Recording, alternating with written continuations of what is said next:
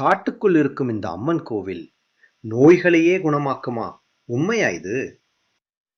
திருவண்ணாமலை அருகே திருமுலைவாயில் பகுதியில் உள்ள பச்சையம்மன் கோவில் ஒரு சாதாரண தலம் இல்லை. அருணாச்சல மலைக்கு வடகிழக்கில் அடர்ந்த காடுகள், இயற்கை நீர்நிலைகள் சூழ்ந்த ஒரு தெய்வீக சக்தி நிறைந்த இடம் இந்த கோவிலின் மிகப்பெரிய அதிசயம். இதை சுற்றி ஓடும் நீர்நிலைகள். இந்த நீர் உடல் வலி, தோல் நோய் போன்றவற்றை குணமாக்கும் என்று நம்பப்படுகிறது. இங்கு 14 காவல் தெய்வங்கள் அம்மனை காக்கின்றன.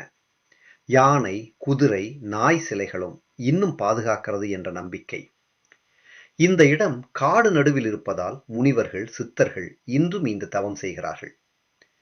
ஒரு காலத்தில் பார்வதி தேவி விளையாட்டாக சிவபெருமான் கண்களை மூடியார். உலகமே இருள். சிவபெருமான் 3வது கண் திறந்து உலகத்தை மீண்டும் உயிர்ப்பித்தார். பின்னர் பார்வதி தேவி பூமிக்கு வந்து தவம் செய்தார். காசி, காஞ்சிபுரம், திருமுலைவாயில். இங்கு அவர் செய்த தவம் அவருடைய உடல் பச்சை நிறமாக மாறியது. அதனால்தான் பச்சை அம்மன். ஒரு அரசன் அவளை திருமணம் செய்ய முயன்றார். அம்மன் காளி வடிவம் எடுத்தார்.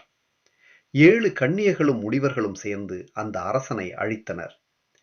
இன்று கூட மக்கள் இங்கு வந்து வேண்டுகின்றனர். இது ஒரு கோவில் இல்லை, ஒரு அதிசயம்.